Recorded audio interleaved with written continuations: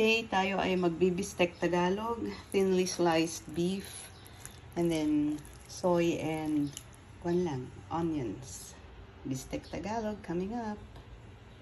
So just soy, and then some lemon. Marinate for a while before iluto. Happy nga tiglan sa iwan.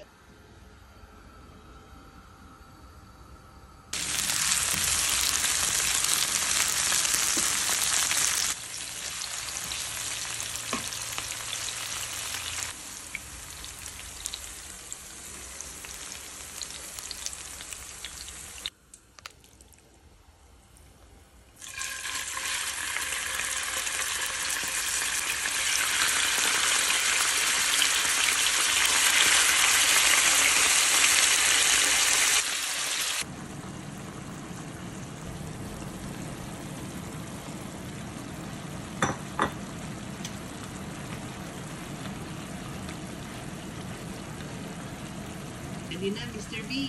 Come home na. Tikimin. Ang ating bistek Tagalog. Bistek Tagalog talaga. Hindi yan Ilocano ngayon. Yeah. Very good.